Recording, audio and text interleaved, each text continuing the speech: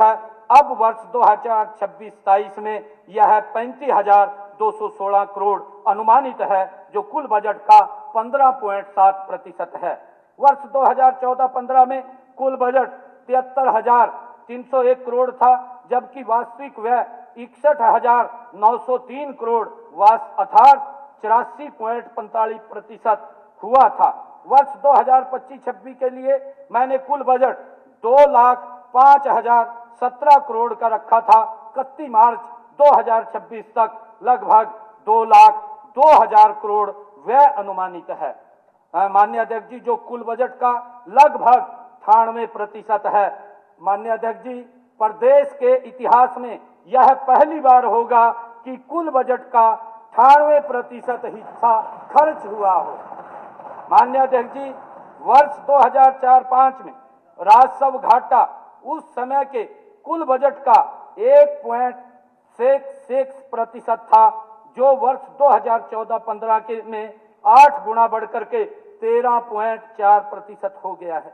वर्ष 2024-25 में राजस्व घाटा बजट व्यय का घटकर 11% रहा है।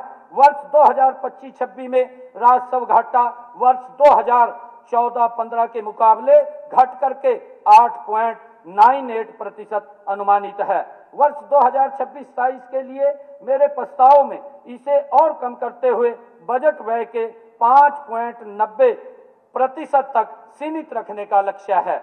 माननीय अध्यक्ष जी, राजस्व घाटे से एक बेहतर मानक प्रभावी राजस्व घाटा होता है, क्योंकि इसमें राजस्व घाटे में से पूंजीगत परिसंपत्तियों के सृजन हेतु दिया गया अनुदान शामिल नहीं होता। वर्ष 2014-15 में प्रभावी राजस्व घाटा राज्य जीडीपी का 1.9% था, जो कि वर्ष 2024-25 में घट करके 1.16% रह गया। हमारी सरकार के कुशल वित्तीय प्रबंधन से यह वर्ष 2025-26 के संशोधित अनुमानों में और कम होकर के 0.86% रहने का अनुमान है। वर्ष 2026-27 के बजट अनुमानों में इसमें और कमी लाते हुए मात्र 0.41% तक लाने का लक्ष्य मैंने निर्धारित किया है। माननीय अध्यक्ष जी, पिछले बजट में मैंने सरकारी उपक्रमों के ऋणों पर नकेल कसने की बात कही थी। वर्ष 2014-15 में घाटे में चल रहे सार्वजनिक क्षेत्र के उपक्रमों की संख्या वो 22 थी, जो वर्ष 2024-25 में घट करके 18 हो गई, और वर्ष 2014-15 में घाटे में चल रहे उपक्रमों की घाटे की राशि 2,889 करोड़ थी, जो वर्ष 2024-25 में घट करके 1,012 करोड़ रह गई है। अर्थात सरकारी उपक्रमों के घाटे में लगातार लगभग 3 गुना की कमी आई है। माननीय अध्यक्ष जी, वर्ष 2014-15 में 20 उपक्रमों को कुल 450 करोड़ 16 लाख का लाभ हुआ था। वर्ष 2024-25 में लाभ में चल रहे उपक्रमों की संख्या वर्ष 2014-15 के मुकाबले बढ़कर के 24 हो गई है। माननीय अध्यक्ष जी, जिनका कुल लाभ 1,205 करोड़ 14 लाख हो गया है, अर्थात इनका कुल लाभ भी लगभग 3 गुना हो गया है। वर्ष 2004-05 में बजट अनुमान की तुलना में संशोधित अनुमानों में 10.37% की कमी दर्ज की गई, जबकि वर्ष 2024-25 में यह कमी केवल 5.04% रही। वर्ष 2025-26 में यह अब और कम होकर के केवल 1.07% रह गई है। इस सत्र के पहले दिन महामहिम राज्यपाल महोदय ने अपने अभिभाषण में आशा व्यक्त की थी, माननीय अध्यक्ष जी, कि इस बजट सत्र में संवाद और सहमति के माध्यम से यह सदन हरियाणा के हित में कुछ ऐतिहासिक निर्णय लेगा। ये माननीय राज्यपाल जी ने अपने अभिभाषण में कहा था। इस दृष्टि से मैं विभागवार बजट प्रस्ताव करने से पहले 12 महत्वपूर्ण प्रस्ताव सदन के समक्ष रखना चाहता हूं। एक, हरियाणा राज्य में 2 बिजली वितरण निगम हैं। उत्तर हरियाणा बिजली वितरण निगम तथा दक्षिण हरियाणा बिजली वितरण निगम अपने अपने जिले में ये कुल 14,391 फीडरों के माध्यम से घरेलू, कमर्शियल, कृषि और औद्योगिक उपभोक्ताओं को बिजली प्रदान करते हैं। वर्ष 2004-05 से वर्ष 2014-15 तक इन दोनों निगमों ने 1,89,878 नए ट्यूबवेल कनेक्शन जारी किए थे। इनकी तुलना में वर्ष 2015-16 से वर्ष 2025-26 दिसंबर तक इन्होंने 2,92,990 नए ट्यूबवेल कनेक्शन दिए हैं। माननीय अध्यक्ष जी, किसानों को और जल्दी कनेक्शन दिलवाने एवं भरोसेमंद और निर्बाध बिजली आपूर्ति के उद्देश्य से प्रदेश में हरियाणा एग्री डिस्कॉम के नाम से एक तीसरी बिजली वितरण कंपनी बनाने का मेरा प्रस्ताव है। यह प्रदेश के सभी 5,084 कृषि फीडरों तथा 7.12 लाख कृषि उपभोक्ताओं को सभी बिजली सेवाएं देगी। इससे हर खेत तक निर्बाध बिजली पहुंचेगी। नए ट्यूबवेल कनेक्शन देने से लेकर खराब ट्रांसफार्मर बदलने तक की सेवाओं में भारी तेजी आएगी। किसानों की आय बढ़ाने की दिशा में यह मील का पत्थर सिद्ध होगा। माननीय अध्यक्ष जी, माननीय प्रधानमंत्री श्री नरेंद्र मोदी जी ने 28 फरवरी को गर्भाशय ग्रीवा कैंसर से बचाव के लिए पूरे देश की किशोरियों को निःशुल्क HPV वैक्सीन लगाने का शुभारंभ किया था। वर्ष 2026-27 में हमारी जिन बेटियों की आयु 14 वर्ष हो गई है परंतु 15 वर्ष नहीं हुई है, ऐसी 3 लाख बेटियों को HPV वैक्सीन से टीकाकरण का मेरा प्रस्ताव है। हर नारी स्वस्थ नारी के लक्ष्य को लेकर हर जिला अस्पताल और हर उपमंडल अस्पताल में विशेष स्वस्थ नारी सशक्त परिवार क्लिनिक स्थापित करने का भी मेरा प्रस्ताव है। माननीय अध्यक्ष जी, 17 अक्टूबर 2024 से दूसरी बार मुख्यमंत्री बनने के बाद से मैं सैकड़ों गांवों का दौरा कर चुका हूं।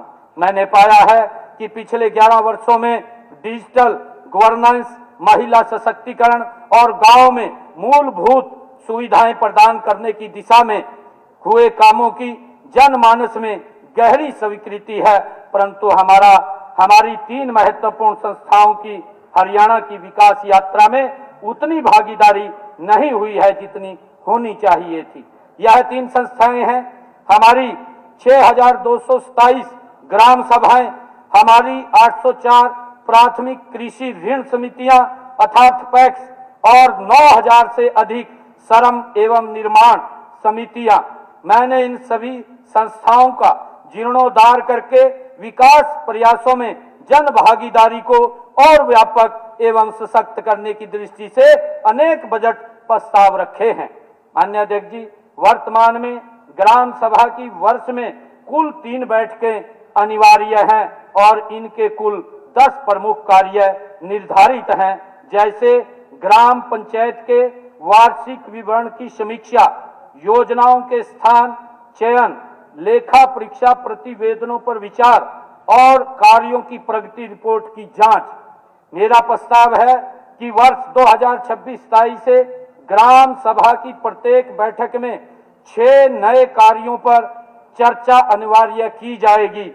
यह नए कार्य हैं गांव में पेयजल आपूर्ति, दूषित जल प्रबंधन, अमृत सरोवरों के कार्य तथा जल जमाव रुकावट संबंधी समस्याएं, गांव में नशे की लत की समीक्षा, सभी सामाजिक पेंशनों के लाभार्थियों का सत्यापन, स्वच्छता और ठोस कचरा प्रबंधन का निरीक्षण तथा सभी सरकारी भवनों के रख रखाव की समीक्षा और ई ग्राम स्वराज पर सभी विकास कार्यों का निरीक्षण करना।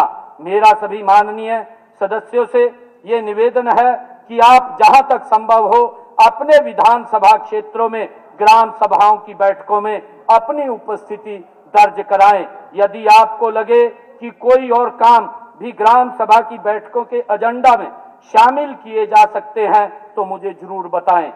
माननीय अध्यक्ष जी, माननीय प्रधानमंत्री के सहकार से समृद्धि के मंत्र से प्रेरित होकर माननीय केंद्रीय गृह एवं सहकारिता मंत्री श्री अमित शाह जी ने स्वरोजगार और समग्र विकास पैदा करने में सहकारिता क्षेत्र की अपार क्षमता को मजबूत करने के लिए देश भर में 57 पहल शुरू की गई हैं।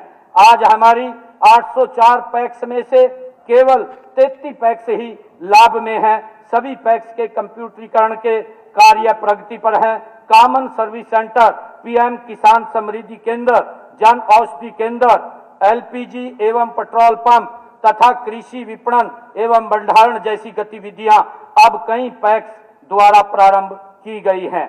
इन पहलों के माध्यम से पैक्स पेट्रोल पंप सहित विविध नवीन व्यावसायिक गतिविधियों से जुड़कर बहुउद्देशीय, आर्थिक रूप से सशक्त, लाभकारी एवं रोजगार सृजन करने वाली संस्थाओं के रूप में उभर रही हैं।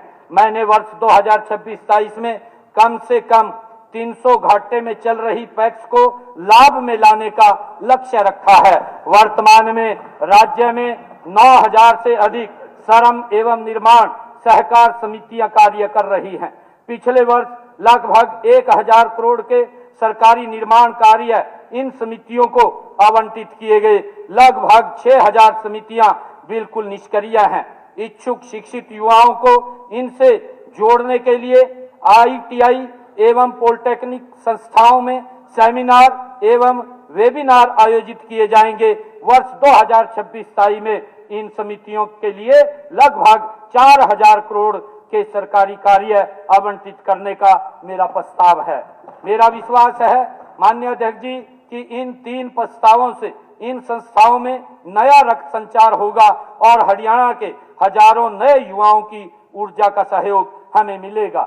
माननीय अध्यक्ष जी, गत माह हरियाणा एआई मिशन के अंतर्गत राज्य में एक अत्याधुनिक एआई सैंड बॉक्स बनाया गया है, जो कृषि, स्वास्थ्य, शिक्षा और एवं पर्यावरण जैसे प्रमुख क्षेत्रों में ऐसे उपयोग मामलों की पहचान और सत्यापन में जुट गया है, जिनमें एआई के प्रयोग से विभागीय सेवाओं में दक्षता लाई जा सकती है। मई 2026 में एक इनोवेशन चैलेंज का आयोजन कर सर्वोत्तम एआई टीमों का चयन किया जाएगा। 1 नवंबर 2026 से सफल मॉडलों को संबंधित विभागों में लागू किया जाएगा। माननीय अध्यक्ष जी, मेरा 5वां प्रस्ताव वर्ष 2026-27 में हरियाणा प्रदेश के सभी विभागों के सरकारी भवनों, स्वायत्ता शैक्षणिक संस्थाओं तथा सभी पंजीकृत गौशालाओं को सौर ऊर्जा आधारित परिसरों में परिवर्तित करने का है। यह पहल सरकारी व्यय में उल्लेखनीय कमी लाने के साथ साथ राज्य को विकेंद्रीकृत एवं आत्मनिर्भर ऊर्जा मॉडल की दिशा में अग्रसर करेगी।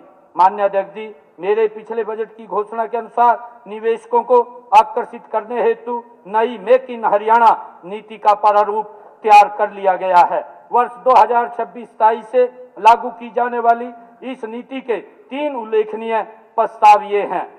दशकों से चली आ रही ए, बी, सी और डी ब्लॉक आधारित लोकेशन वर्गीकरण व्यवस्था को समाप्त कर एक नई व्यवस्था लागू करके सभी ब्लॉकों में औद्योगिक निवेश के लिए वित्तीय प्रोत्साहन दिया जाएगा। ये में नए औद्योगिक निवेश पर कैपिटल सब्सिडी, HKRN पर पंजीकृत युवाओं में से औद्योगिक इकाइयों द्वारा कर्मचारियों की भर्ती करने और औद्योगिक इकाइयों द्वारा R&D करने के लिए भी वित्तीय प्रोत्साहन दिए जाएंगे। गैर स्थानीय युवाओं को उद्योगों में नौकरी पर लगाने के लिए वर्तमान में दी जा रही प्रति कर्मचारी 48,000 की एम्प्लॉयमेंट सब्सिडी बढ़ाकर को 1 लाख प्रति कर्मचारी प्रति वर्ष किया जाएगा। माननीय अध्यक्ष जी, पूर्ववर्ती पंजाब राज्य के उद्योग विभाग द्वारा सोनीपत, हिसार, अंबाला शहर, यमुनानगर, सिरसा, फतेहाबाद, नीलोखेड़ी, बहादुरगढ़, बरवाला एवं पानीपत में औद्योगिक क्षेत्र स्थापित किए गए थे। कालांतर में इन्हें हरियाणा उद्योग विभाग और तत्पश्चात HSIIDC को स्थानांतरित कर दिया गया था। वर्तमान में ये क्षेत्र नगर निगमों की सीमाओं के बीच आ चुके हैं। यहाँ के उद्योगपति अक्सर कहते हैं कि इनकी स्थिति बदहाल हो चुकी है। माननीय अध्यक्ष जी, मैंने इन सभी क्षेत्रों की तकदीर बदलकर दिखाने का संकल्प लिया है। इन क्षेत्रों में और बेहतर इंफ्रास्ट्रक्चर बनाने के लिए वर्ष 2026-27 में सक्षम नाम से 500 करोड़ की प्रारंभिक राशि से एक विशेष फंड की स्थापना का मेरा प्रस्ताव है।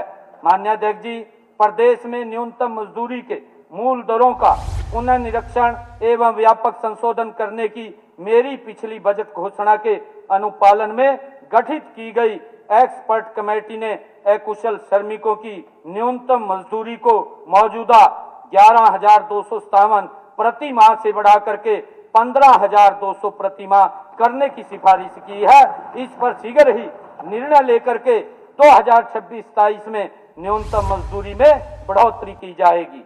माननीय अध्यक्ष जी, हमारे संकल्प पत्र में प्रदेश के प्रत्येक विधानसभा क्षेत्र में एक परीक्षा केंद्र की स्थापना का वायदा भी था। इस दिशा में एक ठोस कदम के रूप में प्रत्येक विधानसभा क्षेत्र में सार्वजनिक निजी भागीदारी मॉडल पर आदर्श परीक्षा केंद्र स्थापित किए जाने का मेरा प्रस्ताव है। प्रथम आदर्श परीक्षा केंद्र की स्थापना 25 दिसंबर 2026 तक कुरुक्षेत्र में की जाएगी। माननीय अध्यक्ष जी, यमुना नदी हरियाणा की अर्थव्यवस्था की जीवन रेखा है। हरियाणा में यमुना की कुल 313 किलोमीटर लंबाई में जल प्रदूषण को समाप्त करने के लक्ष्य से मैं अपनी अध्यक्षता में एक नया मिशन प्रारंभ करने का प्रस्ताव करता हूं, इसके अंतर्गत सीवरेज ट्रीटमेंट क्षमता में वृद्धि, अनियंत्रित अपशिष्ट प्रवाह पर पूर्ण रोक, औद्योगिक इकाइयों की रियल टाइम मॉनिटरिंग, नदी तटों का संरक्षण, हरित पट्टी विकास तथा भूजल पुनर्भरण के साथ एक समन्वित कार्य योजना बनाकर यमुना में गिरने वाले सभी नालों के जल का वैज्ञानिक उपचार वर्ष 2026-27 में ही सुनिश्चित किया जाएगा। माननीय अध्यक्ष जी, वर्ष 2070 तक नेट जीरो उत्सर्जन के लक्ष्य के अनुरूप हरियाणा को अधिक स्वच्छ, हरित और जलवायु सक्षम राज्य बनाने की दिशा में 100 करोड़ रुपए के सीड प्रावधान के साथ Haryana green climate resilience fund की स्थापना का मेरा प्रस्ताव है। यह प्रदेश में शून्य उत्सर्जन वाहनों, नवीकरणीय जलवायु ऊर्जा दक्षता, जल संरक्षण, शहरी हरितकरण, जलवायु अनुकूल कृषि तथा प्रकृति आधारित समाधानों में निवेश को गति देगा। माननीय अध्यक्ष जी, हमने 19 दिसंबर 2025 को हांसी को हरियाणा के 23वें जिले के रूप में गठित किया था।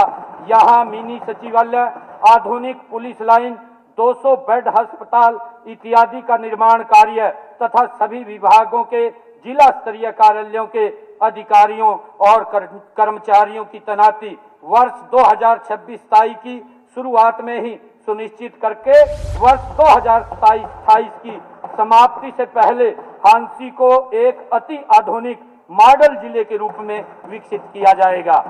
माननीय अध्यक्ष जी, बजट प्रस्तावों के प्रस्तुतिकरण से पहले अर्थव्यवस्था की दशा और दिशा के बारे में सदन को अवगत कराने की परंपरा का निर्वहन करते हुए मैं बताना चाहूंगा कि योजना विभाग की 29 जनवरी 2026 की रिपोर्ट के अनुसार वर्ष 2025-26 में राज्य की अर्थव्यवस्था की अनुमानित दर 9.5% है।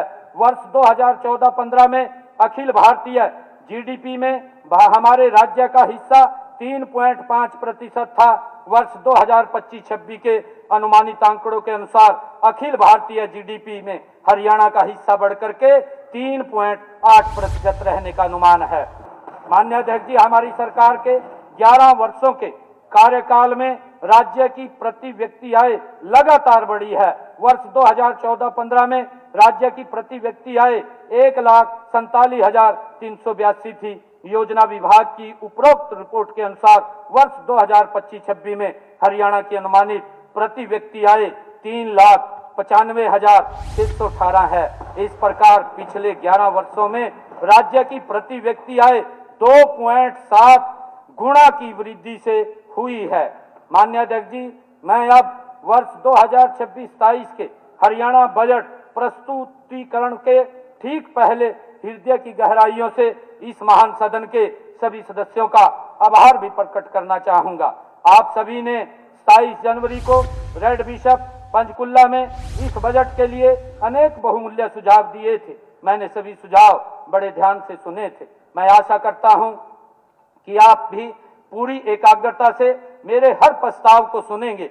मेरा सभी से अनुरोध है कि बीच बीच में जहां जहां आपको किसी प्रस्ताव में अपना सुझाव स्वीकृत हुआ दिखे तो आप उसका स्वागत करें, मुझे अच्छा लगेगा। मेरा विश्वास है कि हर सदस्य को बजट भाषण के अंत तक ऐसे कई अवसर आपको मिलेंगे। हरियाणा की जनता द्वारा गढ़ा गया मेरा आज का बजट केवल सरकार के आय व्यय का लेखा जोखा नहीं है, बल्कि ये संत परंपरा की उस वाणी से प्रेरित है जो कहती है, कीरत कर नाम जप वंड छक। माननीय अध्यक्ष जी, अब मैं वर्ष 2026-27 के लिए कुल 2,23,658.17 करोड़ का बजट प्रस्ताव रखता हूं, जो वर्ष 2025-26 के संशोधित आंकड़ों 2,02,816.66 करोड़ से 10